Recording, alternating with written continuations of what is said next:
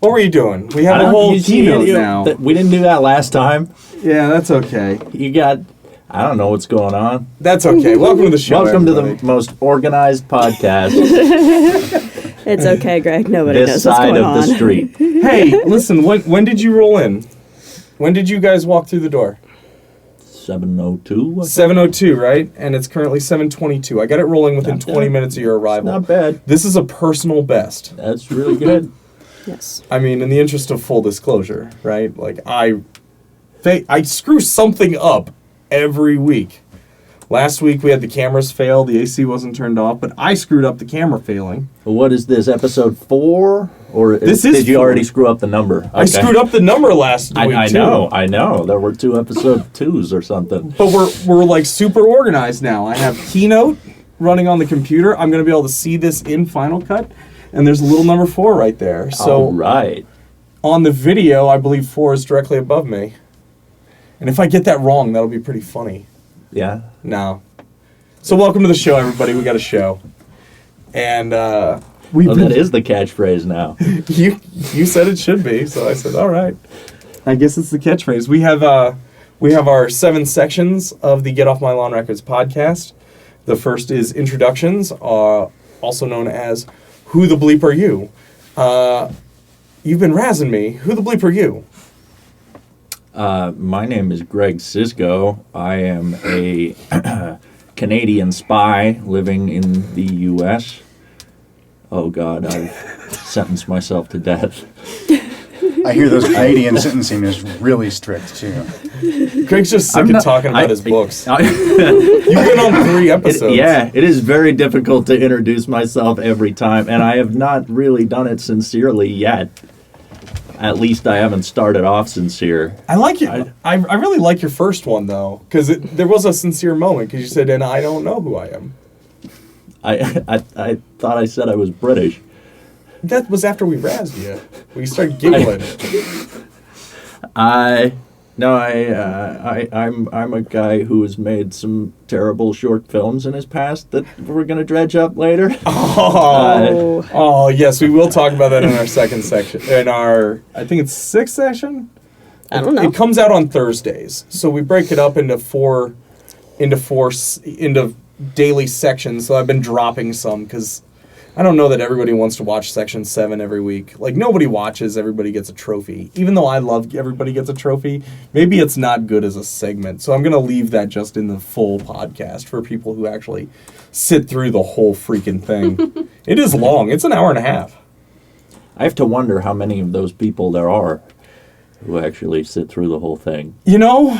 It's because, like, I'm here and Yeah. it's still hard. Yeah. They're probably very lonely. Very lonely people. Oh, I don't think they're lonely. You know, what I like to think is that they're I will tell you who they are, though, because of where we are as a channel, they're my friends. Right. They're my friends. I assume, like, if you had an hour and a half long podcast, I would just turn it on as background noise and know that it helps you and your channel. You wouldn't listen to it, is what you're saying. You don't have to listen to it. Just let it run. You know, it really helps us with the YouTube search if you just put it on mute and let it run in the background. But if you want to listen to it, I do. I make 90 minutes of audio and video every week. I'm a maniac. But we know who you are. Watch episodes 1 through 3. I tend to be here as, like, resident film guy. Yeah. And also sometimes talk about writing books. I think ultimately this is your punishment for Jesse Thunderwake not having made any money. Yeah. You're just, like, stuck doing this. Because if it had made money, you'd be here every week happily. Yeah. But because it didn't make money, now you're here. But he's not stuck doing this because, sadly, this is going to be the last time in the foreseeable future that we have Greg with us in the flesh. That's true. Yes. And who the bleep are you? And how the bleep do you know that? Well, my name is Walker Edward Stephen, only backwards. Okay. And I spent a large amount of time in the sun today, which was very distressing. So it's very comforting to be back in a dark cave, which is my natural habitat. And yet you're still very pale. Exactly. You have what we in audio call a studio tan. Right, well, that's what you get when you like slather so much sunblock on yourself that I don't think any actual light penetrates, and because that's the only way I can survive. Otherwise, I skip over tan and go straight to crisp, which is not good for anyone. Yeah. But sadly, Greg and I have been roommates. Yeah, very sadly. Yeah, he's been a great roommate, sadly. and now he's about to go away. And like Greg is the kind of roommate that I would have ordered from a catalog if they had a roommate catalog, and I'm not going to get that lucky again. That's So, true. I'm Let me ask I'm you this. moving out to start a roommate catalog. I think it's called Craigslist. I don't think it is. I think there's a shared apartment section. That's a roommate catalog. Yeah, but I think it's more of like a cannibal menu. Yeah, catalogs do come with the expectation that you will get something that resembles the ad. And let me ask you this: how much notice did Greg give you? More than enough notice, Uh-huh. which means there's really no excuse for the fact that I have no replacement lined up for him. Yeah, that's okay. And who the bleep are you? Because you're quiet. Yes, I am. But she writes amazing, occasionally inspiring, occasionally depressing, but always amazing stuff on the interwebs. Oh God. It's not just on the in interwebs. this room. My name is Autumn Christian. I have no idea how I got here. I was just ushered into this dark room and promised steamrolling and razzing.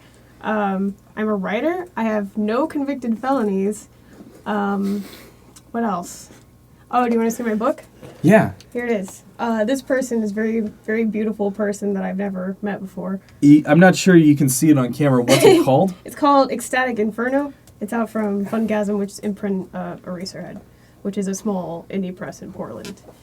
They're like the Get Off My Lawn records of Portland and books. Yes. Yay, Fungasm. I donated to those They dudes are the on writers Kickstarter. that have been completely rejected and are too weird for everyone else. And they moved them all to Portland. Like physically? I'm scared to submit to them Yes. because I'm afraid I'd get rejected.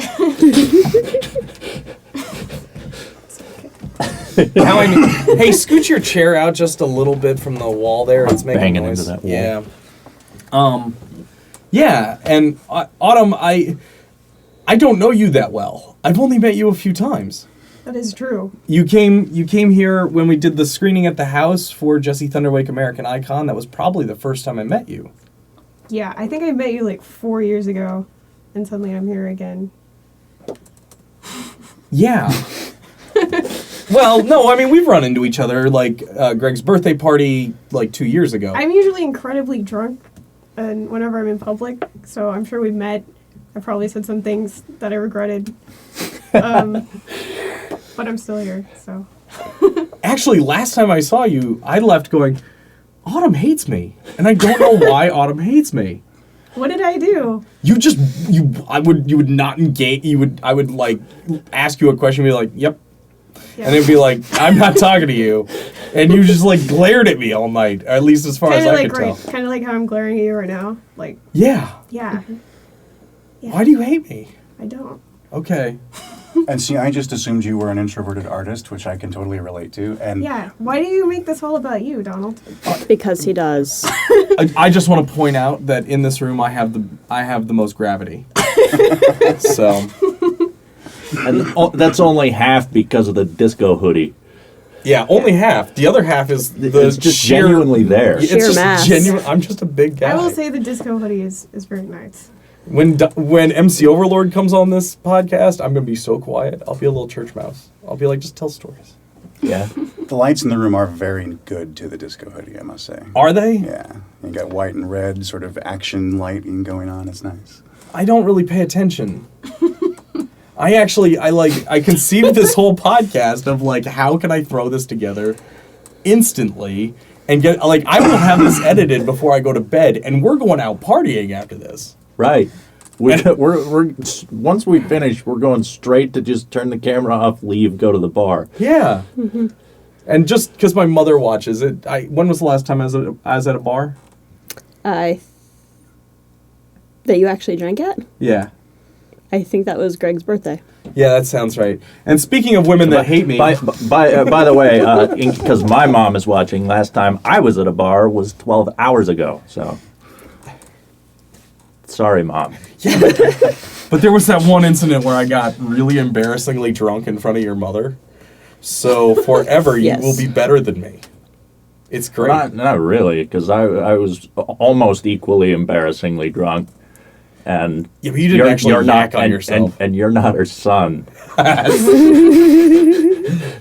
That's true. But speaking of women that hate me, who the bleep are you? I am your death. It's true. Well, at least you're being honest. It's true. You will be the death of me. Yep. And what But the bleep? I can't actually kill you though, No, because you're the one that helps me hide bodies. So we don't hide bodies. We don't. yes, it's a There's joke. cameras. We don't hide bodies. We put them on display instead. Yeah. Yeah. Did you not see my front yard? Yeah, I was surprised you actually found time to do Halloween decorations. I didn't. No, that was all me. See, I that don't. explains a lot. That was my exercise and my son for the day. I was out running sound in town at for an elementary school fundraiser. It's funny because when we were walking up, he said, "How does Dawn find the time for Halloween decorations?" And I almost said, "I doubt Dawn did that." Yeah, Dawn doesn't do decorations. I don't really do decorations. Every now and then I'll do like a little Christmas something. I like Christmas. Like one year we wrapped a string of lights around the upright base because it's in the Yeah, place of I where the wrapped a tree string would of go. lights around the upright base. The first year I because did it. You would not let me put the Christmas tree. Or up. I did tassel or I did the anyway. So you're married to me. Uh-huh. Are you regretting this decision? Depends on my sobriety level. Does it get better when you get drunk? No comment. Okay. So that's who we are. Make sure you share this video with somebody. That's the most important thing. I can't stress that enough. The growth of the label, I'm happy to announce, we're at 50 subscribers. Woohoo. All right. You know, and this is episode 4. So we're doing all right. I would like to get to the 100 fast because it's a milestone, it's a marker, and it opens up a few other YouTube things for me to help make the channel grow. But you know, so if you know somebody who should subscribe, please pester them a little bit and they'll subscribe. But we've got a new thing this week. I've been working on the streamlining of the production of the podcast, and I'm running Keynote, and I'm controlling it from the phone. So when I click this, we're in our section 2, our news and notes, Oh, Yes. the tits and bits, or what I call, do you give a bleep? How you doing? I'm great. How are you? I love you. I love you too. What's our first topic? First topic's a little depressing. That's my why. time to shine. Kevin Meaney, the veteran stand-up comic, was found at his home in Forestburg, New York on Friday. He has died at the age of 60. Oof, 60. Yes. Kevin Meaney. Kevin Meaney. He So was a, I confess I've heard this, and I honestly do not know who Kevin Meaney Yeah. is. That's a horrible thing to say. he's, I he's, hadn't a, heard this, and I also don't know who Kevin Meaney is. he's been a stand-up comic for more than 25 years.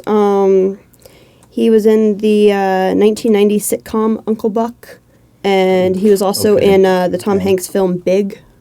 Well, I've seen both of those movies several Who times. was he in clearly Big? I have Well, seen this I The person. don't sitcom remember. Uncle Buck, like the TV show based on the movie. Oh. Didn't see that. Very short-lived I from mean, what I like, remember. they made a sitcom based on Uncle Buck. They did. They It also didn't made a last very Ferris long. Bueller sitcom. What? No. That was Why? the correct reaction to every episode of that show. Yes. Because I actually did watch that one, and I regret it to this day. I mean, I agree. Firefly needed a movie. I mean, I never saw the Uncle Buck show. I've seen video of like the title thing, so now I can at least put a face to Kevin Meaney. But I don't really know his material. Yeah, I don't I mean, either. And it Like- sucks because realistically, I don't give a bleep. I guess. But he I died, Might, and I might, feel bad. I might if I knew who he was. Yeah. Why do you feel bad that he died? He's a complete stranger that you've never heard of until now. Right. That's a good point. But so do you give a bleep? No. Steven, you give a bleep? I'm with her. I do not have time to care about people I don't know. You in guys are any so capacity. cynical. And it's only because I would like to be able to care when something happens to someone I do know. And there's only so much care juice that, an introvert has. It would be a world of despair to mourn for every person you've never met, never heard of, never come into contact with. There's a lot of bad stuff going on out there. Right now. Like somebody has probably died in some horrible way since we started this podcast. And so the less you couple. think about it, the less time you spend just randomly screaming. We really screwed this up. This is supposed to be escapist fun. Yeah. We've This tried is- to not get political. We're going nihilistic Now this time. we're nihilistic. I mean, you brought a bunch of writers on your podcast, so this is really your fault. That's true. Darling, do you give a bleep? I give a bleep because apparently, unlike you sorry people, I grew up watching Comedy Central. See, So Yeah. you're familiar with his material? Yes. all right. Was he funny? Yes. He was hysterical. Okay. Would she have brought it up if he was like not? I don't know. Okay. I mean, I'm still... Maybe there was an assumption that one of us would know who he was. Fair enough. You I'm know a still lot of mourning the death comics. of I know a Garland. lot of comics. Neither of us happens to know this guy. That's true. All right, what's next? Number 2. Apparently, Bob Dylan has not actually contacted the Nobel Academy. So they gave it to him without him asking for it? That's Well, yeah, how you're it works. you're nominated for it. You don't Sure, ask You don't- for it. It's not. You don't go around trying to get. If enough people share this post, I will win the Nobel Prize. I mean, Unless there's a Nobel Prize for self-promotion. I would like to Yeah. think that if there was a Nobel Prize for self-promotion, Just Yeah, just you have- I'm going to nominate myself right now. Just Bob Dylan on Facebook holding up a piece of paper that says, "The Nobel Committee says if I get 1 million shares." Though in all fairness, Bob Dylan does seem like the kind of guy who would be, at least in his own head, a little bit like, really? That's Because true. I don't Yeah. think he thinks of himself in the rarefied air that his fans do. I think he's someone that the public has elevated, someone who never set out to change the world, but just did. And that's what's so great about him. That's why we love him. But to me, it only adds to his legend that they give him the prize and he doesn't show up to collect it, and no one can even find him for days afterwards. It's certainly punk rock. Yeah, like I heard, it's I heard he punk rock. he won't acknowledge it. Like on stage, he played with I think maybe the Stones, and it was Was like this Desert a Trip? desert Keith trip. Richards maybe I- said something like, "This was wonderful. I've never shared the stage with a Nobel Prize winner before," and Dylan just sort of nodded but didn't acknowledge it himself. Yeah, see, at Desert Trip, he didn't even interact with the audience. There was no onstage banter from him at all. He was just. We music, talked about that's that it. last week. Yeah. All right. I don't give a bleep. And neither does Bob Dylan. apparently. I don't know. Awards are nice, but I think a lot of people don't get involved for awards and don't care about awards. Yeah. Yeah. Though And it has he- generated a lot of think pieces about whether or not music deserves to be even an option for a literary Nobel. We talked about that a little bit last week. That was last week. So what I'll do, I'll just put a card in the video so you can get our full thoughts on that. I'm admittedly like, Although quickly, do you think that it does? Yes. Yeah, I yeah, think that's it's- what- I think yeah. it's silly to rule 'Cause it out. We didn't actually have a voice that said no, song lyrics are not literature or anything. yeah, anybody that would make that argument, I don't think would win a Nobel Prize for literature. So Yeah, I think it really depends on the song lyrics. So I just want to point out this video is going to do terribly because the first Bob Dylan just didn't perform well at all. It didn't get search traffic. I feel like More this. Grumpy Cat, I feel less like Bob this is Dylan. the most abrasive episode we've done yet. Yeah. I feel like we've attacked a lot of people this time. That's good. Maybe, Yep. maybe we'll get some hits out of just being cruel. Okay. I dispute the I'll premise be that nice. I'll be fatalism nice. is cruel. I'll be nice. He just said we were gonna get more hits. That's- Amp it up. Don't be nice. No, That's not what people are coming for. I'm married to her. You're the one that Alright. makes me You do guys this get to go segment. home. You're the one that makes me do this segment. I let you edit it. No, you don't. Okay, I have you. You edit it. you point at me and tell me go find stories. All right. I'm dragging you all along for this ride. I just want to point out that if anybody wants to get involved in the label in a productive way, and I don't have to drag these guys along instead, get in contact. All right, what's next? Number 3. We are gonna have 2 new Prince albums coming out. I give a bleep. Okay. The Greatest Hits Collection Forever is due out November 22nd, so just in time for Christmas. Yeah. And that's going to feature his stuff on Warner from 77 to 96.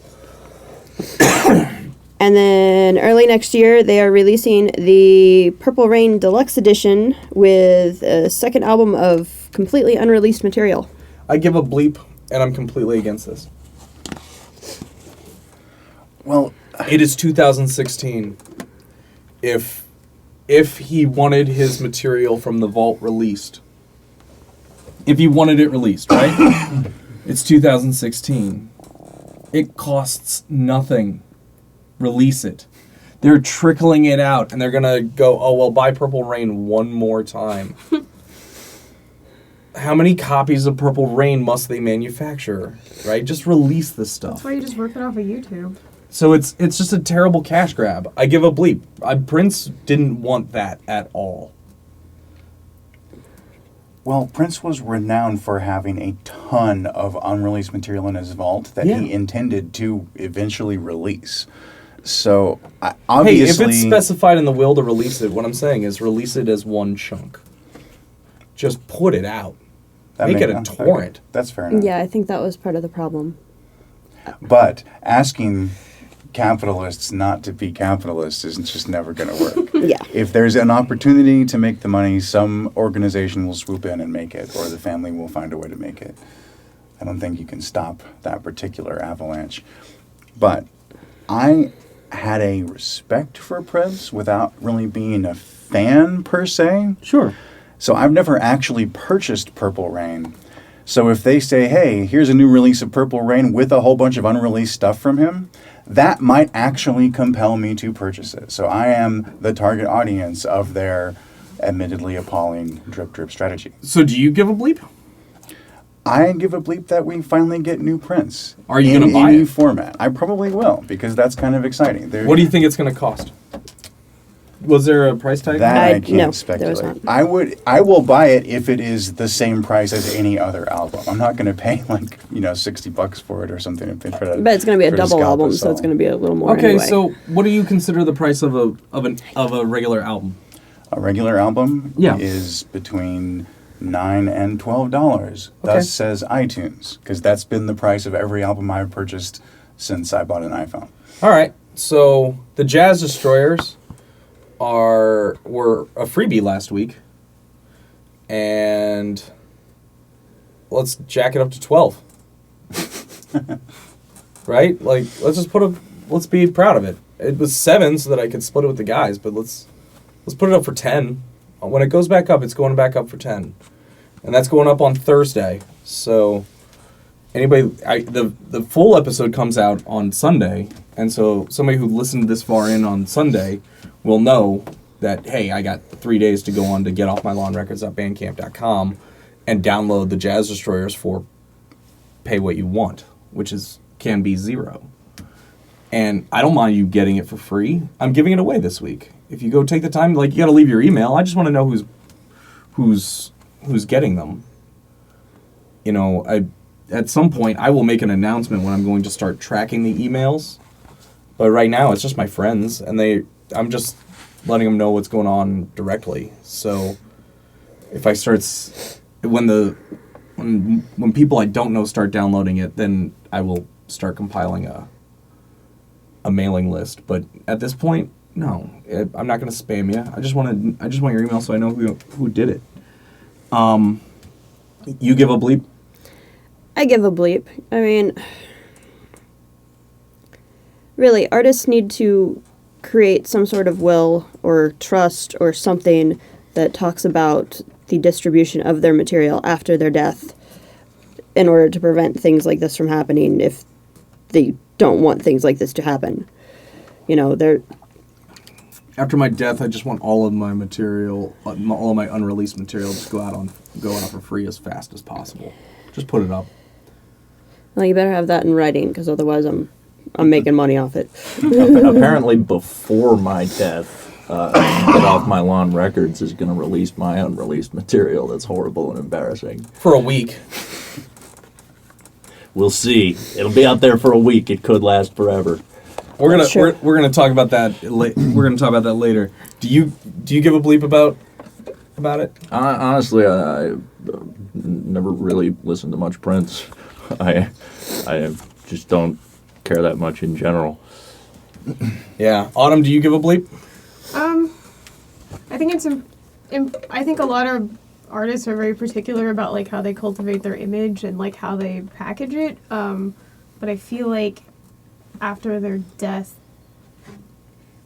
it sort of becomes irrelevant, at least to them.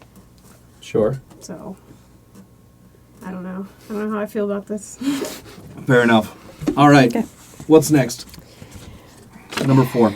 This is our slightly political one, Hey, we're gonna do one. All right, gonna do we'll one. do one. and it is technically music related.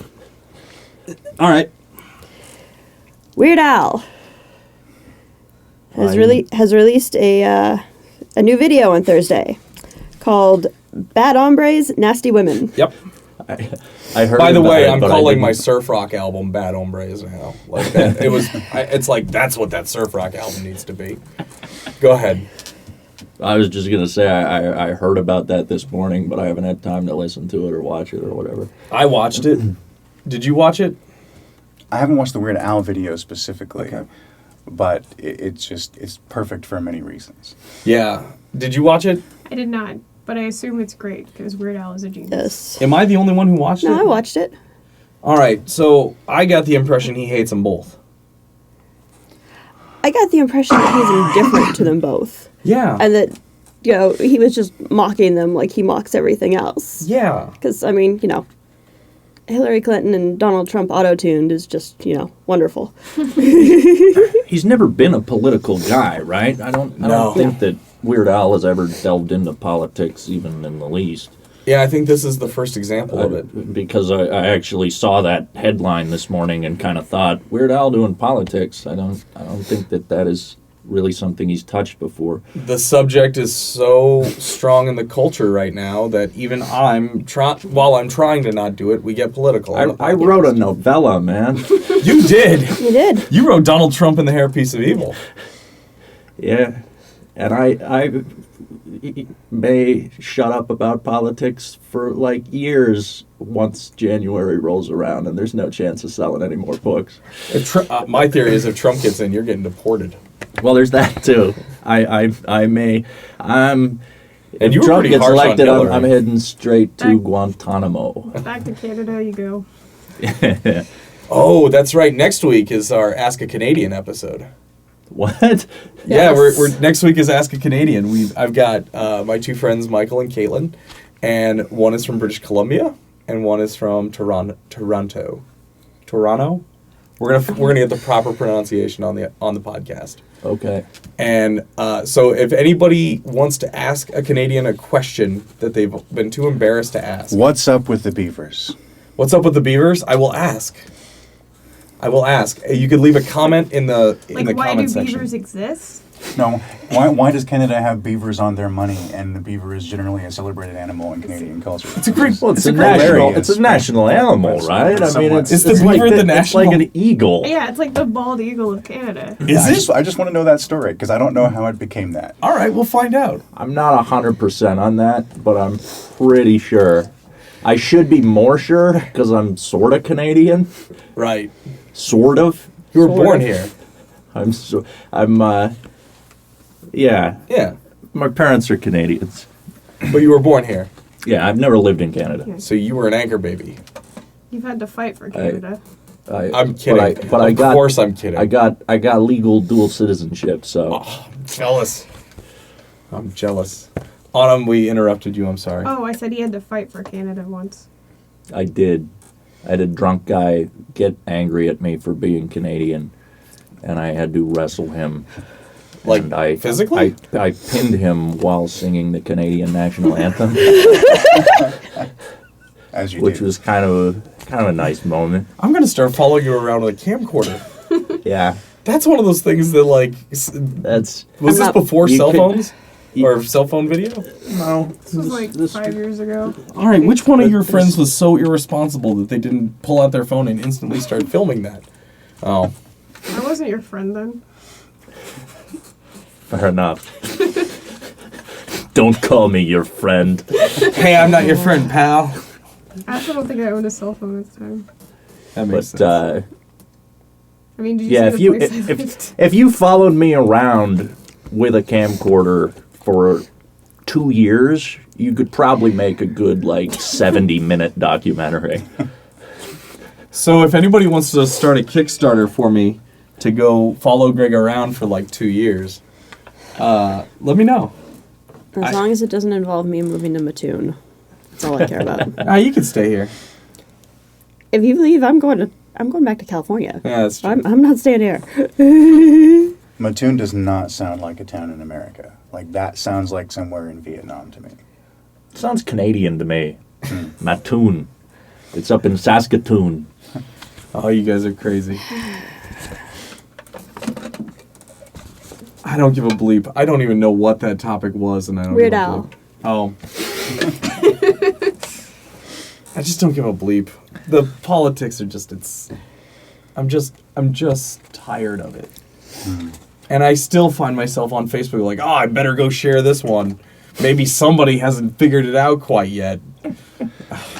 It's awful. But I'll- the truth is, though, that most people don't actually pay attention until the last few weeks before the election. I'm calling BS. So there are a lot of people out there who might benefit from stuff being shared right now. Let's go poll. And Let's go poll 100 Americans. These are the same hypothetical people who don't know that there's a 7th Star Wars movie. Like, That's true. at some point, it touches the culture so hard that you're hearing about it, and it's been in that fever pitch for a year now. Yeah. Also, keep in mind that at least in Texas, early voting starts Monday. Are we sure it's Monday? Because I was Yes. driving back from the gig and there was the vote thing. 24th 24th. is what I looked up. Yeah, that sounds right. Because I've been looking it up too. I live right across the street from an early voting place, so it's going to be very convenient for me. You heard about Donald Trump's, he told his followers to go vote on November 28th. Yes. Which He's going for late voting. hilarious. That rare late voter. And I hope every one of them take his word for it. That's your own. Yes. I happen to agree, but I'm just.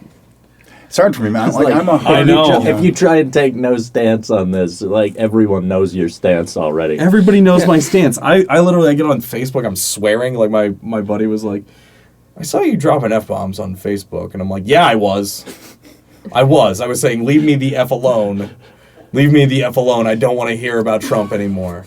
Quit trying to tell me Trump is good.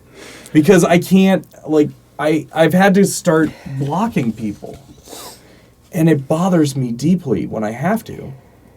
Oh, there's family members that I can't talk to right now because of this. You know, Yeah. it's just It's miserable, you know.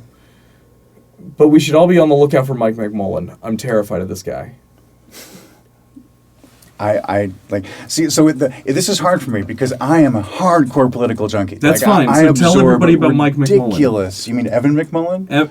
There it is. That Yeah. guy. He's scary. He's scary looking, and they're going to try to do something real scary with him.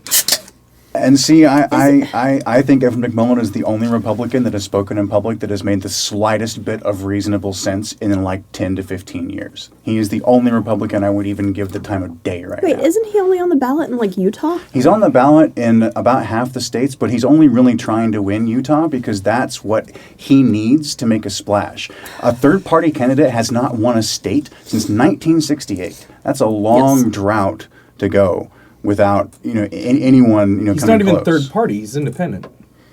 Well, he's independent, but we think of everyone who's not affiliated with one of the two major parties To be as third third party. party, That's yeah. just the way it works. It's always been, every state has gone to one of the two nominees from the major parties. There is a good Except for solution the for one this time. that everybody could get behind. Because we do this first past the post voting, and there's this alternative voting idea that I got hip to, where instead of going this guy, period, you go this guy, and if I can't have this guy, I'll take this guy, and if neither of them work, then I'll take this guy, but I definitely don't want this guy, and that what's that called? Instant runoff voting, I think. I think instant runoff voting. We should work on getting instant runoff voting in all elections. I don't actually see the benefit necessarily. It would give okay. greenies a chance.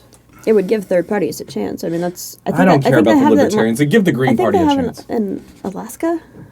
I want to say. Well, the Green Party would have to figure out what it's about because right now remember. the Green Party is nothing but a nightmarish catch-all of everyone who can't stand the other candidates, and they don't stand for anything or have any positions that are worthy of respectable thought. Jill Stein's got an interesting one. Yeah, but she gives cover to anti-vaxxers and 9/11 conspiracy theorists, and that is so utterly disqualifying that no one should listen to a single word she says. Jill Stein is proof that not everyone should have the word doctor in front of their name, even if you went to medical school. Nothing good to say about Jill Stein. People right. who like her have not done the research. Got it. That's all I can say. You've Okay. mildly offended me, but you gave me a new piece of information, and I'm gonna go fact check that one. I'm not sure she's given cover to the 9/11 theories, but that one bothers me deeply, just because I grew up in New York. I heard the planes. Right, and it's like there's truth, and then there's fudging the truth for the sake of political gain, and then there is just making stuff up and pretending it's real. By the way, her stance on vaccinations So that would be is the not- Republican candidate. Right. Her vaccination stance is actually more nuanced than I think you might be giving her credit for, because her stance is she doesn't dispute that vaccinations are safe or effective. Her concern is simply the timeline, the recommended schedule. timeline, the schedule by the FDA, because the money that is spent to research the drugs, because that timeline, the money that is used to do the studies is paid for by the drug companies. What happens is America has the highest infant mortality rate in the developed world. So statistically speaking, not every kid's going to make it. So there's a financial benefit for them to try to get every vaccination into every kid as fast as they possibly can in order to maximize profit. And that's her concern. And to me, that's nuanced and reasonable. But I do understand, because the crazy people glom onto that, and it just makes the whole party look bad. Because I agree that that's an awesome thing, but what she doesn't do is shut down the anti-vaxxers with the venom that they deserve. Well, As a doctor, she more than anyone should know better. But the fact that they compromise a significant amount of the Green Party at the moment, she feels obligated to dance around the flat-out denial To me, that's that we need. Like we tolerate way too much ignorance in this country. That's why people should listen to your podcast. I should. You should do an episode on it. Oh, I will. But right now in the podcast, I'm trying to teach people how to judge good information from bad. Okay. And to keep people paying attention, I'm intentionally avoiding any specific topics that could be controversial enough to scare people away. Got it. Because until I illustrate that everyone gets wrong the very basis of how you think about the world, you're not going to listen to anything I have to say about evolution or politics or climate change. And that's why these Facebook arguments go nowhere. Exactly. That makes sense. If you're working with two different sets of facts and two completely incompatible methods of judging facts, you will never agree on anything. Even if you agree on something, it will only be the illusion of agreement because you're not actually saying the same things. Right. Right. All right. Do you give a bleep? Didn't we answer this already? Did we? I don't- I'm lost. I don't even know Our what topic we're was talking Weird about Al, anymore. so Yeah, it's Weird Al. All right. I thought we Yeah. were talking about McMullen. Yeah, McMullen. Just That just I'm- come, he did that scares come me. from Weird Al? I don't Yeah. know. Yeah. Okay. it turned political I don't- real fast. It turned basically. political. What, I'm whatever, done. my fault. whatever we're talking But- about, but I I- haven't given a bleep in like 8 minutes. Yeah. But I'm unique in that no matter how crazy politics gets, I'm always excited by it because that's just my thing. So- Absolutely. I should figure out how to do in the description the sections, like the minute markers in the sections, and then I can let people skip over the politics one. It's just a miserable time. All right, what's next? All Number right. 5. Just in time for the ever so important St. Patrick's Day shopping season. There's a St. Patrick's Day shopping season? I'm being facetious, dear. Oh, okay. The Nintendo Switch. I'm so excited. I give so much of a bleep. I'm like a don't- little I don't- fanboy. You might be the only one in this room. I don't, Maybe. I don't know what the Nintendo Switch is. They announced the NX. The NX is now announced. It's called the Nintendo Switch, and it's a tablet-like thing, though we don't know if it's going to have touch controls. And then there's 2 controller parts that slide onto each side, and then you can play your games on there, or then you put it into a dock, take the controller parts out, and go sit on the couch and play it on the TV. It's a console mobile hybrid. It's Okay. going to play cartridges, like For- the 3DS. Okay, so this is like they'll be developing new games for it. Yes. Well, they've already in the video they showed Legend of Zelda, Breath of the Wild. What's the new Zelda? Okay. The Something one, like it. the one that hasn't come out for the Wii U. Right. And that looks really cool. Though, who knows how it's gonna go? Right? They showed Mario Kart. So it's definitely getting a Mario Kart and a Splatoon. And it looked like they were. I don't know if they're remaking Mario 64, but they're basically making another one of those. And that looked really cool. And then there were third-party support. They showed Skyrim, and they showed NBA 2K. And each of the little controller parts can be its own independent controller, so you're actually carrying around a 2-player console everywhere. Is this thing like the size of a tablet? Yeah, It's a yeah, it'll pretty be about that big. it's a pretty large handheld to be carrying around, isn't it? Yeah, it won't be a What was pocket the name device. of the other handheld that Nintendo had? Because they did have another one. There's been several. There was the Yeah. Game Boy. Are you thinking of the Game Boy? No, not the Game Boy, but there was one. The Recently, 3DS? it's The been 3DS? DS, right? And the 3DS. Yeah. I'm thinking of something else, but I can't remember right. I haven't paid attention to They Nintendo have, for they a have, while. they have their Wii U thing where that's like Yeah, the yep, controller it's has that a one. screen on it. That's not portable.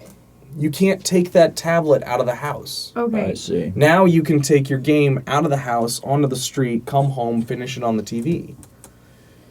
And I don't know. I give a bleep. Plus, I mean, they're let's be honest, they're marketing it to 30-something hipsters. I know. Yes, I know the because- jacket's goofy. Because you need to take your video game out of the house. I don't need to take it out It's of the like house. this weird hybrid between like a home console and then like a Game Boy or Yeah. 3DS.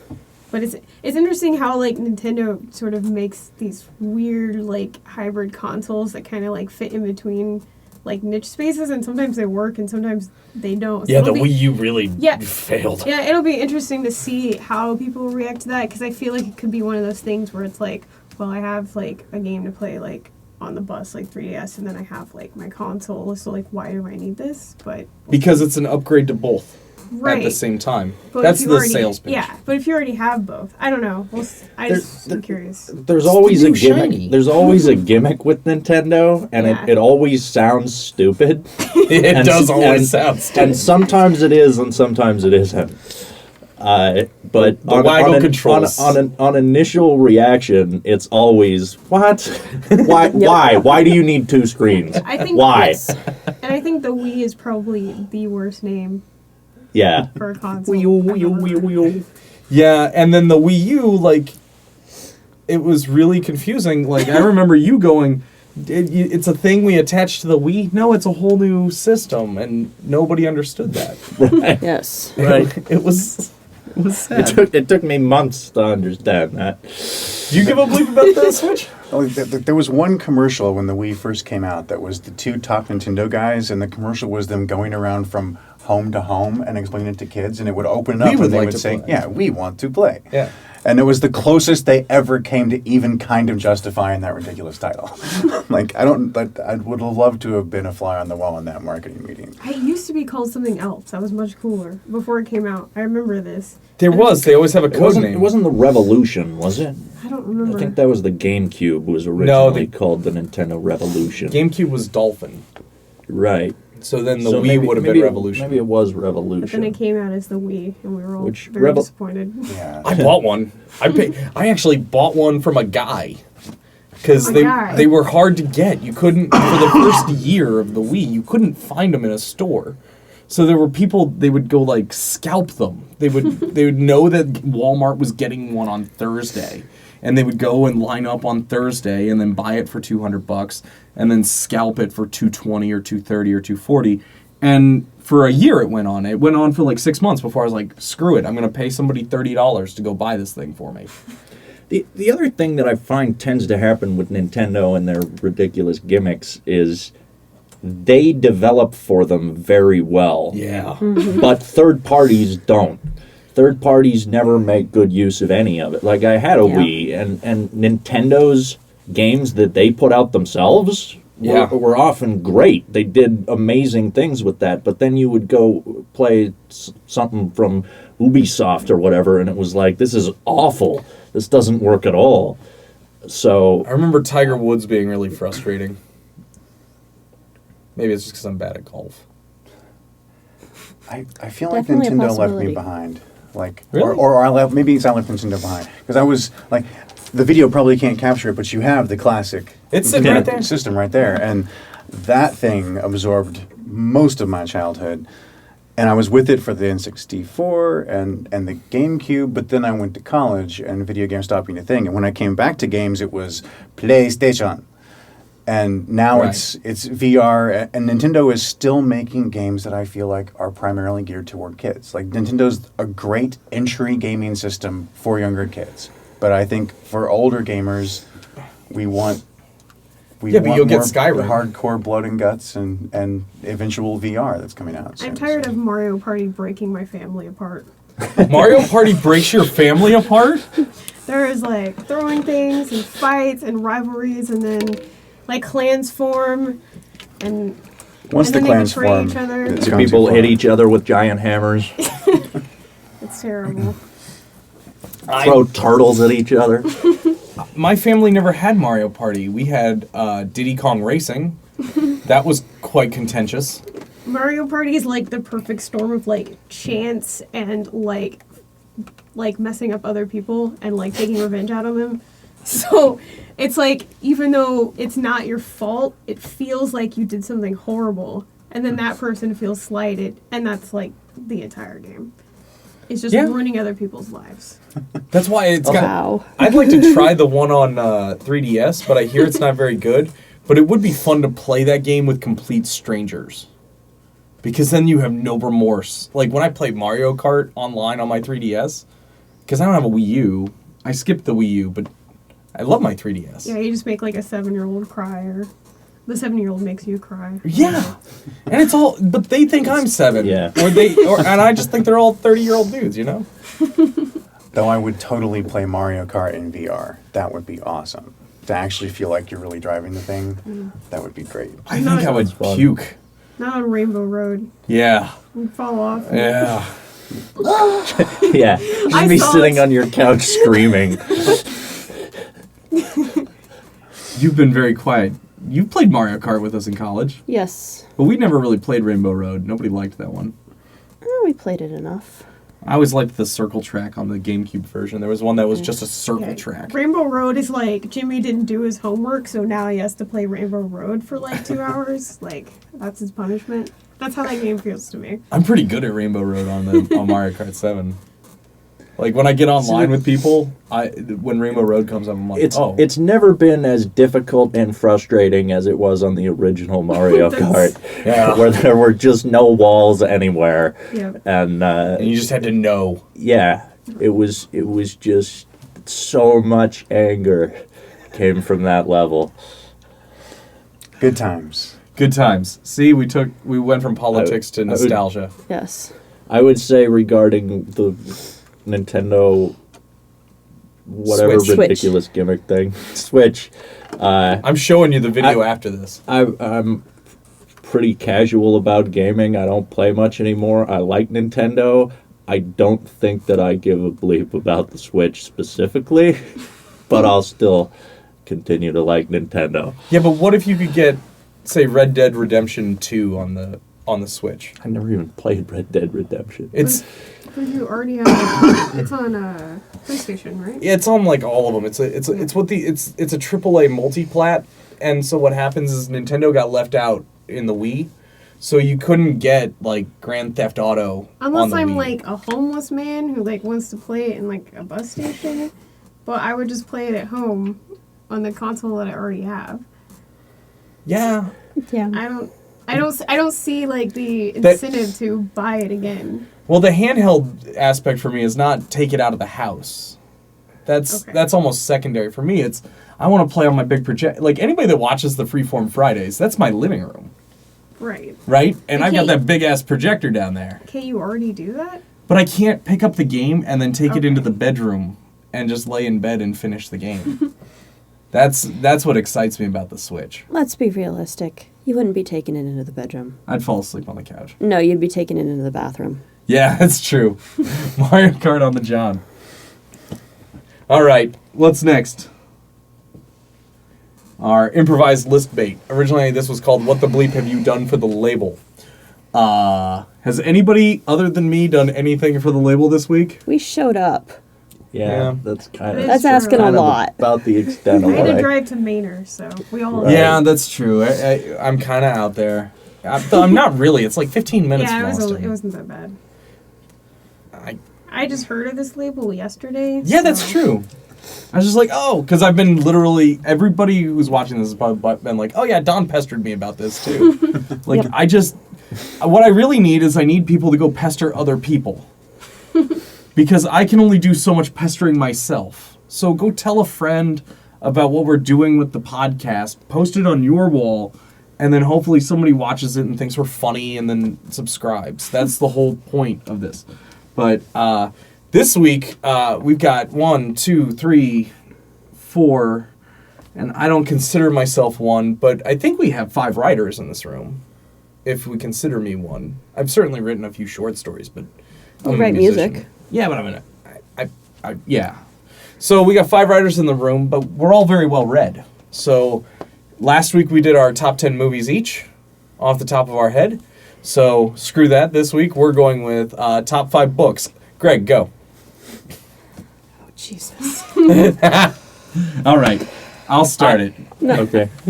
No, you got them. You want to go? Oh, I've got a couple. All right, go ahead. Give 2. We'll go around. We'll do 2. Brave New World. Brave New World, Aldous Huxley. Great book.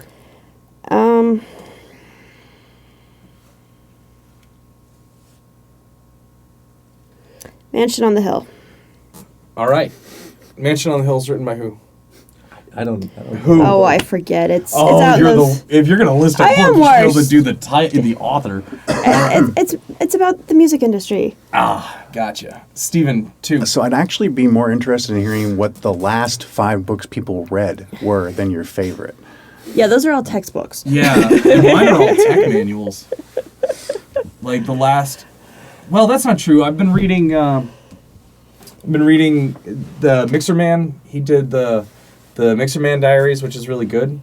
But then he's got a new one called Mixer Man and the Billionaire Apparent, and it's a fictionalized, but all too real, accounting of his days. And did this camera just die? Son of a bitch. Is it not plugged in? It's plugged in too. Son of a bitch. I'm restarting the camera. Battery level low. It's not charging. Why is it not charging? That's a good question. There's God the damn it. extension cord. What's our time looking like? Ah, screw. 15. There's the plug right there. 8:15. Be there Where? at 9. Right there. Supposed by to be there at your hand. 9. That's going to be very tough. We're gonna get through these fast. Maybe just do top 2 books. Yeah, I don't think I could list the top 5. I'm gonna cut some of this out. All right, why are we not charging now? You are charging. Oh, son of a bitch! There it was. Sorry, guys. This could come off as a great piece of footage that's all on the other camera. Really? It might. Just freeze frame it and let everybody just Right. Well, one camera just goes black, the other Okay, you're camera up. keeps Done. playing, and we just sit there. Oh, son of a bitch! You're up. Why isn't it charging? Yeah. Okay. Steven, go ahead and clap your hands once for me. Thank you. Weak ass clap. Yeah, that was a weak clap. You know what? Screw the list bait. I'm done with that. Okay. Let's move on. Move on then. I won't put Bailing one on up- books? Yeah, I'm bailing on books. Do you want to do them? Go ahead. Just do 5. Well, let's see. The book I'm reading right now has a not safe for work title. No, never mind. Moving on. What's next? Announcements, goals, and giveaway. All right. This is why we do the podcast. I want to let everybody know what we're doing with the label. I've got the Volca album, We Are Living in the Age of Neo-Feudalism. It's going to be available on both digital and tape. And when the tape is done, I'm recording to tape, so you will get an actual analog transfer. I'm curious to hear that, just because I don't have any idea what to really expect, and you just messaged me one day, like, send me recordings of you saying these 5 things. Yeah. And That's going on the- that's I'm going on pretty side much B. just sitting here going, I don't know why I said those 5 things, but okay. Yeah. Well, I'm going to load those in. Pass me that white box there. I'm going to load them into this. And this is called a Volca sample. And I'm going to drop your samples in there, and I'm going to use those 5 things in a musical way. All right. The next one is Best of Freeform Fridays. I am stuck. Do you guys have a favorite? Does anybody have a favorite Freeform Fridays that they've seen? I like the Iron Man one. Yeah, because it's the most recent. That's the hard part with No, these. you released one the other day. Yeah, watch out for Yesterday. Iron Man was last week. This week was Bullet the Gates. Bullet the Gates is really good. That's a good solo on that one. That one's up there for me. My favorite one overall, it was one when you had the harp player. There was one particular tune that just had this very sinister sort of underground grotto vibe going on. I can't remember the name of it, but I absolutely loved that one so much. Underground Sinister. It's somebody at the door, I think. Who's at the door? Maybe. I'll Yeah. put a card in. Yeah, that one's pretty good. Though she didn't like that one, I don't think. We're gonna do for in addition to the Best of Freeform Fridays, we're gonna do a little mini documentary. So, Greg, this is the last time I have you on camera. So please, what has your experience working on Freeform Fridays been like? It's been good. I don't really know what to say about that. Because you I, shot the first one, Yeah, I mean, I shot a bunch of them. I edited the first batch of 30 or so. right? Well, those weren't Freeform Fridays. Yeah, some. You only guess, edited yeah. the first 2 That's right. I edited a couple of Freeform Fridays that that made it onto But the Jazz Destroyers Live. mostly I edited stuff that you had charts for or that was covers. Right. But yeah, I mean, I basically just show up with a camera and record stuff while these guys do a bunch of impressive stuff with music. I just sit there and record it and enjoy the show. And early on, it was a lot of work because afterward, I'd have to take the thing home and edit a bunch of stuff together, which is often a very long and irritating job. But, he said it. Just understand, I do it now. Keep going. But when it's just showing up and running the camera and enjoying a show, it's a lot of fun. And there's some really talented guys in that band who put together really impressive improvised music. I don't really know a thing about music, but it's very impressive to me. And the fact that we just make it up off the Right. top of our head. Right, it's something that I can't really fathom or relate to it in any way, but it's very impressive. Hey, remember last week when we improvised the top 10 movies off the top of our head? Yeah. Yeah, that's it. That's exactly it. That's what the last section is meant to be. It's supposed to be an improvised thing. It's Right. But I mean, I've done improv as an actor, Sure. and I've done scripted acting. But there's when it becomes a problem if you stumble or something, it's a very different feeling. There's not when you are at home writing something and you get to rehearse it and prepare it for a very long period of time. That's a very different experience than just saying, okay, go. yeah. And I'm not very good at improvising, even at things that I am good at. But yeah, the idea of improvising in tandem with a whole group of other people, like these guys do, is just really impressive to me. It's something that's kind of somewhat foreign. Right. All right. So then the other things we got going on is our MC Overlord album. That one's gonna be interesting. I'm gonna work with his band. I'm gonna play bass in his band, and we're gonna make the music beds, or the beats, if you will. And then we will bring him in and have him record. Yes. Jesse Thunderwake's soundtrack. I couldn't find the high-res audio on my Google Drive, so now I gotta go dig through old hard drives. So hopefully next week I'll have an answer on that one. It's a Secret to Nobody is still available. Pay what you want. Go have a listen. A guy actually messaged me his stuff after having heard that, and I don't think he really listened to it. I just think he went, "Oh, Volca, he does Volca. Hey, have a listen to mine." I think he was spamming, but whatever. The Jazz Destroyers Live is up right now. We talked about it earlier. It is free until Thursday. Pay what you want. Free until Thursday. Thursday it's going back up, but this time it's going up to 10. So get it now while it's free, or Give you money. give me money. I mean, it's not me. It's not give me money. When somebody spends $10 on the Jazz Destroyers Live, there's 4 musicians. So the first off, Bandcamp will take the $2 off the top. That leaves me with $8. So each musician gets $2 when you buy one copy for 10. So at least everybody's getting a fair amount. The other thing is we've got Steven back. You're feeling better. Welcome back. Yes, I've just barely recovered in time, honestly. Like yesterday, even I was feeling terrible today. Yeah. But then the sunlight actually helped. There's this weird thing when you go outside that it feels good for a second, and then you remember how horrible it is and you run back inside, but I'm still clinging to that good feeling. Got it. And then we've got Charlotte Ham is going to join us on the label. She's an R&B singer. She's very good. I'm really excited to work with her. We're going to make a record the old school way, the way I like to do it, which is live in a room and maybe some overdubs, but ultimately as little overdubbing as possible. That's the way I like to work.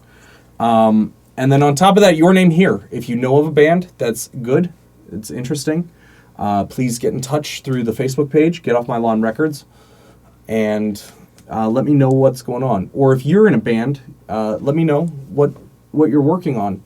But you have to indemnify me Yes. from any accusations of plagiarism. And I'm an improviser. I have ears. If I hear you play a motif, I might not be able to get it out of my brain. But I'm not going to go steal your whole song. That would be wrong.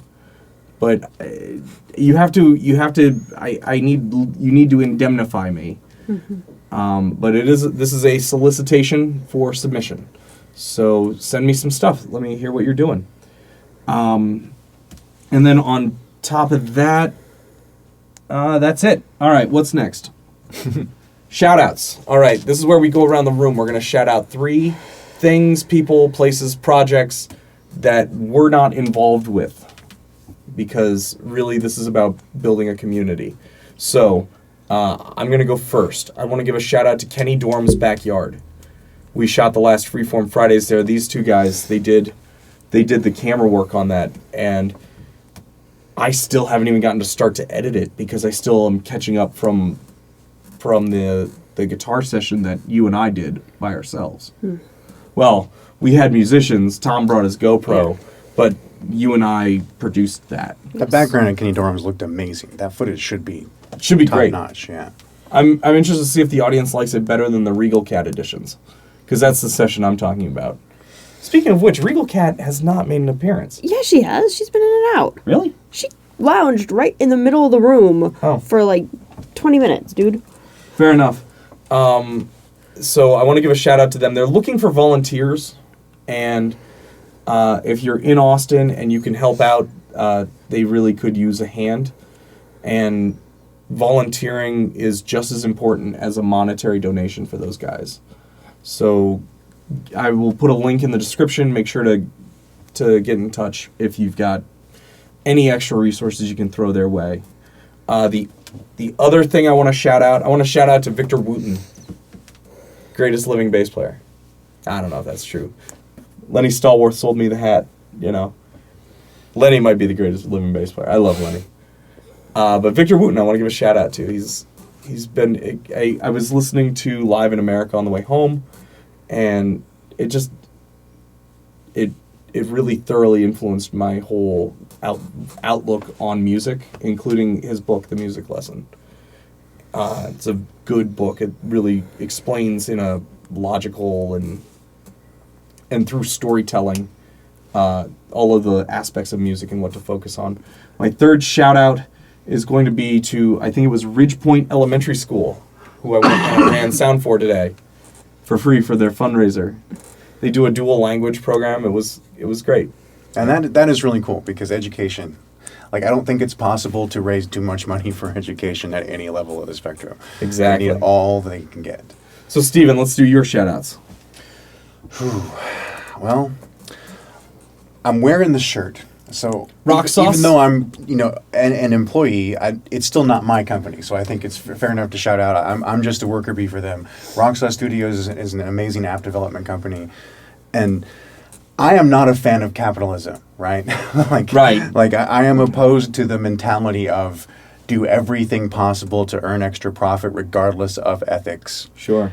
And part of the reason that I love Rock Sauce so much and stick with them is because the guys who run that company, they agree with me. They have that philosophy of, no, we want to make good product and we want to treat our employees right and we want everyone to come away feeling like they had a good time and got a good product out of it. So if anybody out there needs any kind of app development or web development, Rock Sauce Studios can knock it out. Maybe we should build an app for Get Off My Lawn Records. That is something we could totally talk about. Yeah, we could totally do that. We could make the entire catalog available for a price, like a monthly subscription. Like once the catalog gets up to a sufficient size where that would be valuable to pay like $1 a month, but then have total access, you pay $12 a year. It'd be like buying one album from us a year, and you could get, I don't know, we'll figure out the details. Yeah. All right. So Rock Sauce, what else? So I'm shooting at the moon here. My favorite musical thing that has happened recently is Hamilton, and I know that that's been kind of beaten to death by pop culture, but it's truly amazing. PBS last night put out this wonderful feature-length documentary about the making of Hamilton, which is on PBS.com for free for this week only. I think it's pbs.org. Maybe PBS.org, sure. I'll try to dredge But up if a you- link for the description. It's part of a show called The Great Performances. So if you just type in Great Performances Watch Online PBS, it will be the first thing that pops up. And if you've never encountered Hamilton and don't understand what all the fuss is about and are not a fan of sitting down and listening to the soundtrack of a stage musical, this documentary will make it clear why this might be the best thing to happen to musical theater in the past 50 years. Got it. What else? Or that was 3, right? Oh, that was 2. That was For a 2. Third one. I encountered a new band that I have to give a shout out, even though it's really a long shout out, because they are a Finnish band Finland. called Fintroll.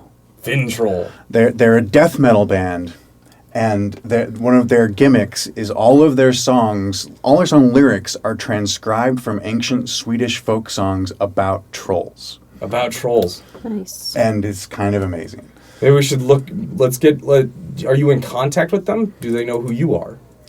Well, if you count me praising them on Twitter and them liking it and retweeting it, yes. Absolutely. I have been in contact. Send them a with message. Get them in touch with me.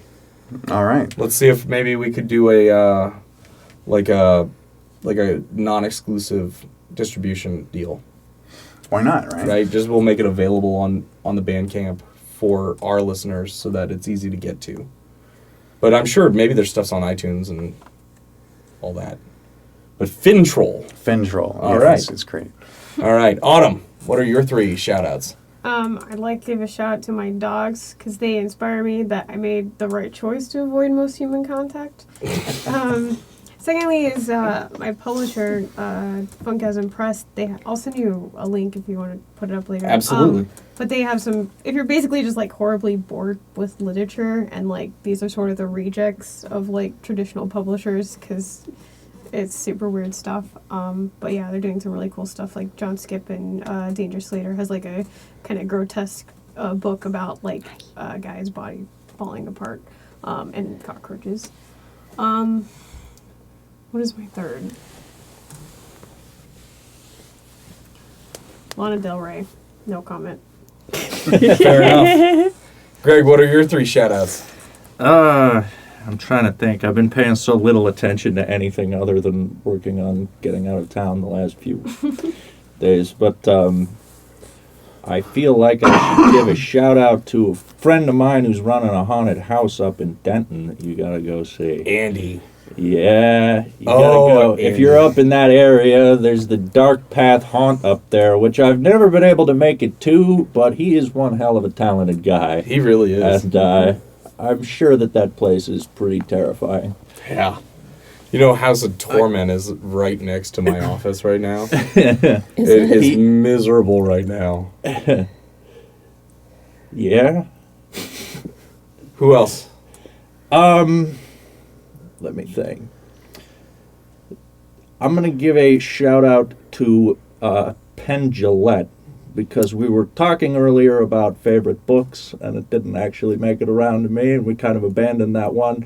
His book, Every Day is an Atheist Holiday, was kind of an amazing piece of writing for me. All right. I mean, it's not, it's I can sort second of... this. I've read it's- this book. It's great. It's sort of about atheism. It's really more about, like, the joy of being alive, and it's kind of an autobiography. It's kind of philosophical, but it's very funny and kind of deeply moving. And I got the audio book of that, and I've listened to it in its entirety probably 4 or 5 times, which is not something I normally do. So I really enjoyed that, and I would definitely like to give a shout out to Penn Jillette for Every Day is an Atheist Holiday. The final shout out that I Tell her. give.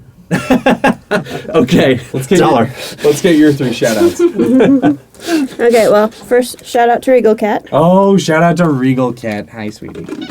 Oh. Okay, do you want me to let you down? Okay. And then my 3 shout outs are basically all for the same thing, Okay. but it's 3 different people. 3 different people. Who are they? Melissa, Terralita, and Dulce. Okay. Melissa, Terralita, and Dulce. Yes. And they were very awesome this week and wrote me recommendations for this program that I'm applying to. And I'm very, very grateful for them for being so awesome about all of it. Got it. So those are our shout-outs. Let us know what's going on so we can shout you out. What's next? Analog versus digital. It's 8:34. All right. We're not spending more than 5 minutes on this. Okay. All right. Analog versus digital. You two are filmmakers. You're both squarely in the digital camp. To an extent. I'm in the camp that as long as you're creating art, who cares? Okay. That's a good point. I'm in the camp that if you don't have a really high budget and can afford fully professional gear, then film is a complete nightmare to actually work with and use. I love the aesthetic of film, but I truly believe digital has got to the point where it can achieve the same aesthetic, and it is so much easier to work with. And I think it actually opens up more creative possibilities because you're not stressing over every second you're running the camera. Really? Because I'm stressing over every second I'm running the cameras. I had a catastrophic failure because I forgot to plug the extension cord in. But imagine if it was costing you $10 a minute. I wouldn't be doing podcasts. Right, that's... Digital, to me, the digital has a lot of big upsides. And I look at digital from a music standpoint. I choose to make things analog when I can. Now, that's because, I can do it on cassette. And these are not terribly expensive for a box of 10. And these are sufficiently high quality. It doesn't sound like half inch, doesn't sound like inch, doesn't sound like 2-inch. It sounds like cassette, but it sounds good. But I'm with you on this. It is terribly inconvenient. It's way harder to make duplicated tapes of an analog recording than it is to make CDs of a digital recording. So, to me, I don't agree with you that the aesthetic is identical. But you're right in that if you don't have budget, it makes sense. We've done a lot of Freeform Fridays digital.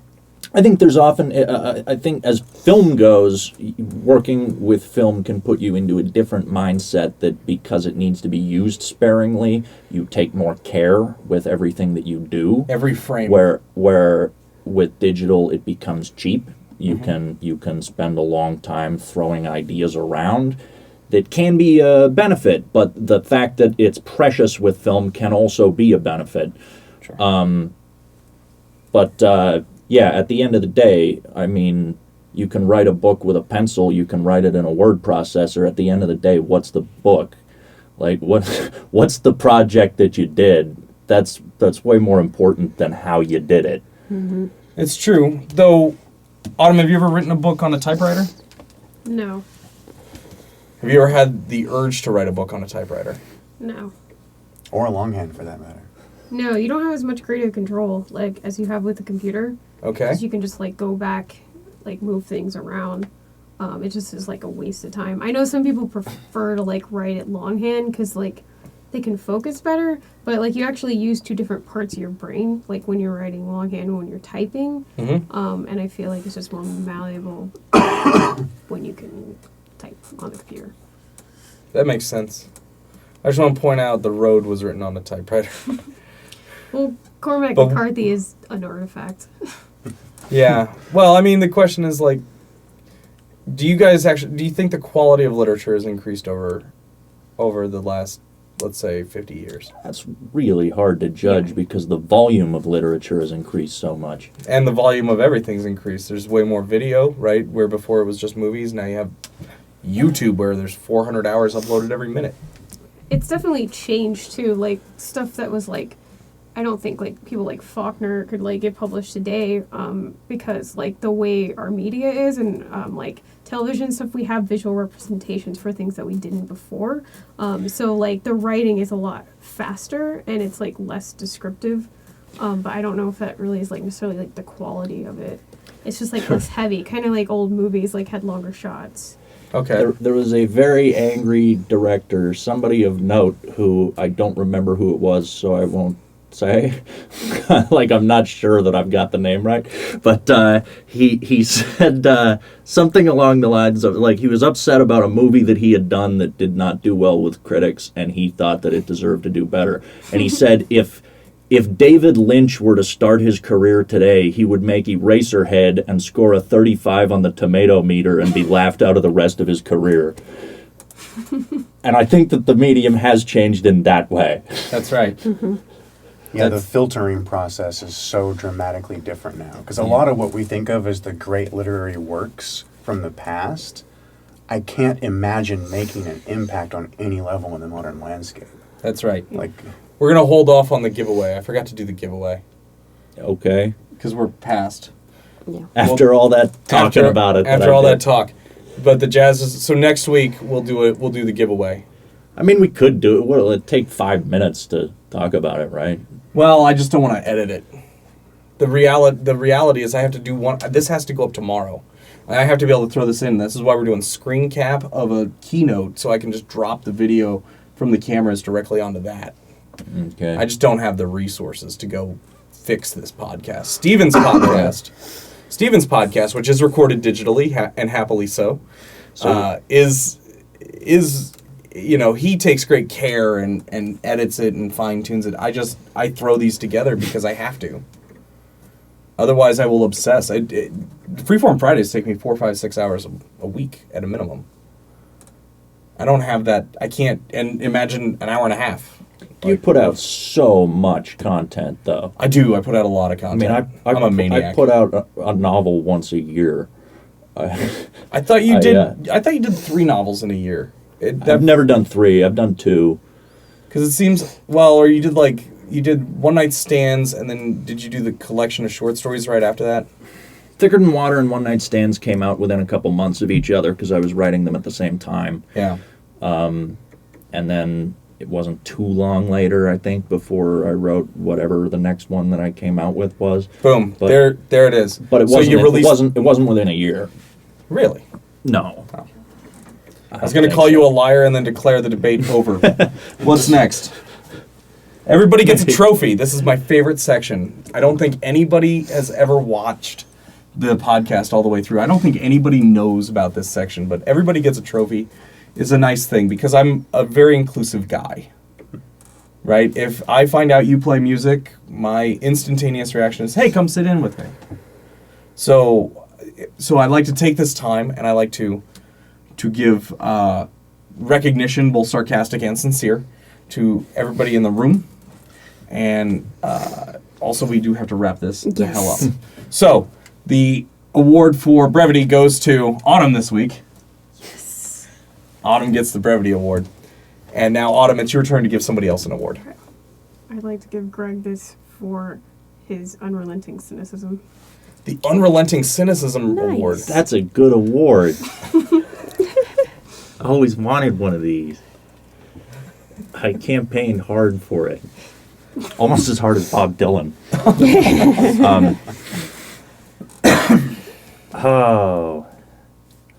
Award. Give one to Carissa. One to Carissa. Yes. I will present you with the I Forgot You Were Here award. Oh.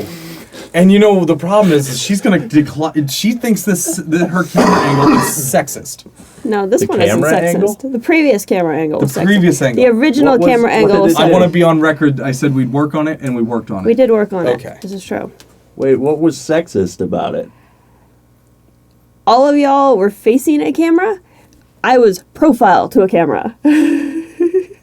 Okay. It's like, really? Really? Autumn, I know I the feel room like it would've smells been- I like feel- testosterone, but do you feel that we're a sexist group? I don't think that was on It is yet purpose. to be determined. Fair enough. Don was involved. I have no doubt that it was on purpose. I said we'd work on it, and we worked on We it. did. But I had to bring it to your attention. Well, I'm You didn't unaware of freaking things. notice. I'm supposed to. I'm supposed to read your mind. Yeah. All right, give me the thing. Actually, you know, Give me the thing. I'm know, doing I the don't- award. I don't think. I don't know if it was on camera, that beautiful moment earlier today where Don was trying to tell stories and we had that that wonderful sound from Carissa of just the and just the power in that barely even expressed syllable that wasn't a word. It was just very scathing. So I'm going to give you like a headshot award. Nice. Nice. I am going to give Steven the award for being the one person in the room who is paler than me. All right. And since I spent all day in the sun and I'm still this pale, it's extra special to me. It should be. And being all day in the sun is really exhausting. Yeah. See, I'm torn because I have an award for each of you, and I'm not sure which one of you deserves Give it to Autumn. Autumn should get it. Well, Don hasn't gotten an award yet. Have I either. not gotten an He award? hasn't this gotten an week? award yet. Oh, then I guess. Someone really needs to give an award to Don. All right, well then, Yeah, Dawn, and wrap this up. well, then, Dawn, you get the award for knowing the least about your own show. Thank you. And then Autumn gets an honorary award that's like an addendum to that brevity award, which is every time you speak, it has infinitely more meaning than most of what all of us blather out. Yay. There you go. Hey. Yeah, I said nothing in a lot of words this week. Yep. What even is this? It's a giant lighter. It's an oversized lighter. Oh, does it work? Yeah, Yeah, you be got careful. it backwards. There you go. Yeah. Yeah, it's an I'm oversized still lighter. upset. It does I think not that's the have a first giant time it's flame. On that on note- camera. On that note, everybody,